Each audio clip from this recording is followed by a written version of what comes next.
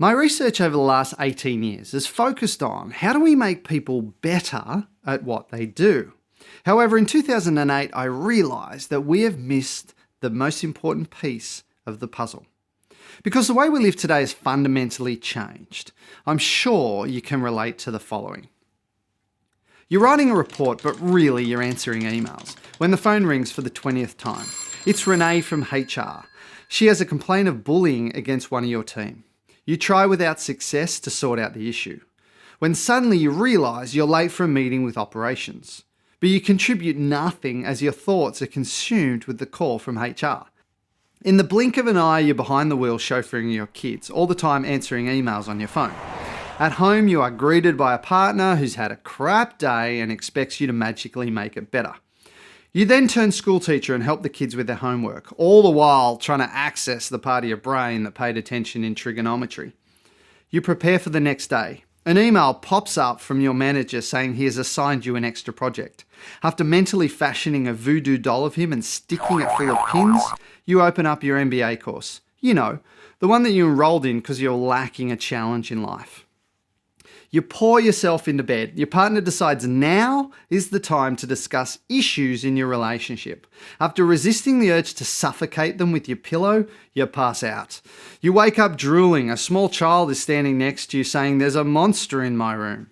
As you tuck him back in, you hope there is a monster in the room and they kill you now. The alarm clock flashes 4:30 a.m. Only 1 hour and 30 minutes till it all starts again. We can't work any harder. We can't fit any more in. Time management is dead and there's no boundaries between work and home anymore. Our life is spent rapidly transitioning between different roles and environments, each requiring us to be different things to different people. But my research is showing that we're struggling to be this adaptable. So what is the missing piece to performance? It's how we leverage the transitional gap between what we do. I call this gap the third space. The new competitive advantage in business and life is the ability to transition rapidly, to be resilient and get over what you've just been through, and then show up with the right thoughts, emotions, and behavior that gets the most out of what is coming next. All this occurs in the third space. The third space amazingly separated elite athletes from the rest of the pack. There's very little difference between top tennis players in terms of speed, accuracy, and power during the point. Where the elite players differ is what they do in between the points. In the third space, the best players reflect on the previous point and put it behind them. They relax deeply to calm their mind and conserve their energy.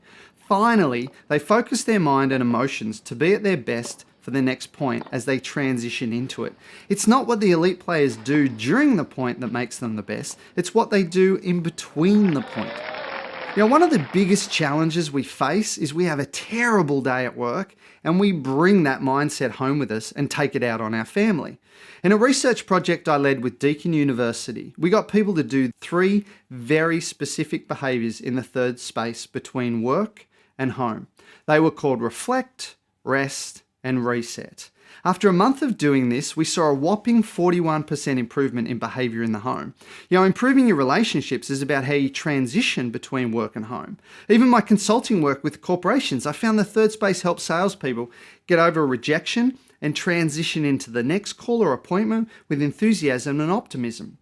Leaders used it to get over a difficult meeting and show up to the next one baggage-free and focused. HR professionals used it to move effectively between a termination and a performance review. It even helped people stick to their diet rather than eating the wrong food when they opened the fridge. It helped me through one of the toughest moments of my life. 20 minutes before I had to go out on stage and present to 5,000 people, my phone rang. Now, I can't clearly remember what happened next, only the sentence that told me my best friend had just died unexpectedly. I was shattered, I was just shattered. And first of all, I couldn't believe it was true, but I glared at my watch and the hands screamed at me that I only had minutes before I would have 5,000 sets of eyes on me. I used the third space to squash the desire to run away and to pull myself together. Stepping out on stage, I was greeted by a sea of faces. And I not only managed to hold it together, it was one of my best presentations.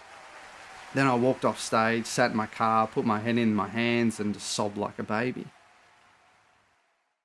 What allowed me to do that presentation under such difficult circumstances was what I did in the third space between getting that phone call and walking out on stage. What my research has shown is that we need to stop focusing on working harder, setting audacious goals, and turning our lives upside down. What I know is that in terms of happiness, balance, and performance, it's not what we do, it's what we do in between what we do that really matters. If you want to be a better partner, better parent, better leader, better employee, it's all waiting for you in the third space.